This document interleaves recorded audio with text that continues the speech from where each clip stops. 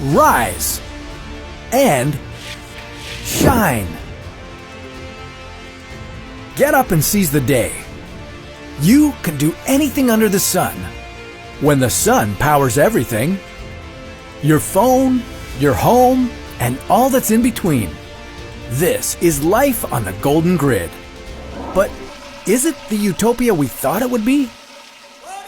This is What If. And here's what would happen if all houses were covered with solar panels.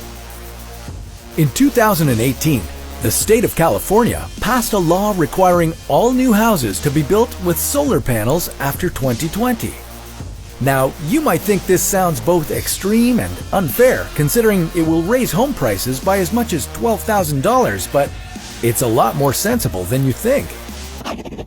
For one, families will actually be making money off their new homes by saving roughly $19,000 over 30 years. And in the meantime, California will be generating 74% of its electricity from the sun. Sadly, not every place in the world is like sunny California.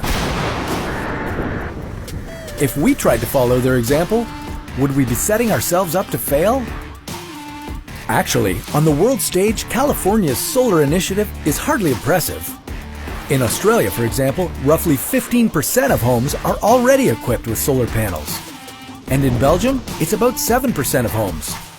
But in the US, only 0.5% of homes currently have solar panels on them.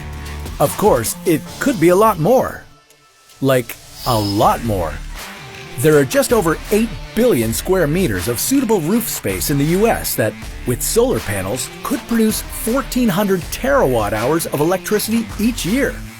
That's 40% of the current energy production in the US. Of course, we'd have to work out a few things first. It's one thing to require all homes to have solar panels, but to ensure everyone gets reliable power when they need it is not so easy.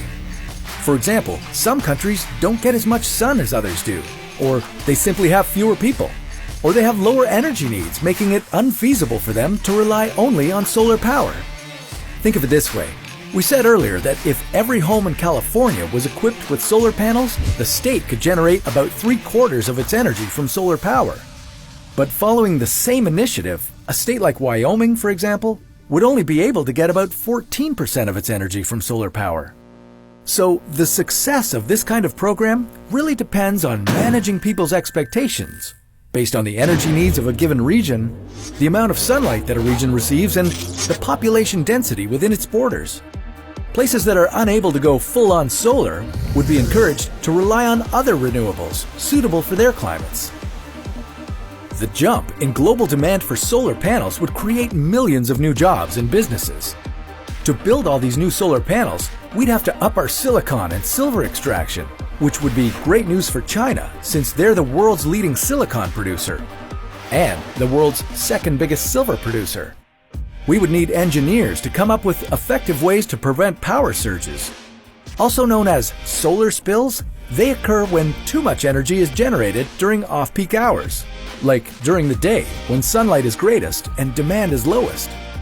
This overwhelms the grid and can trigger blackouts or frequency issues.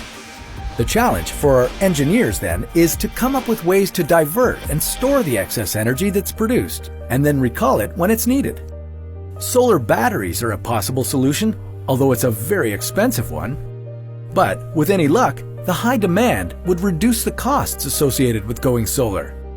In any event, after installation, people would break even on their solar technology within 5 to 10 years, and would then save significantly on future utility bills, while also saving the future itself.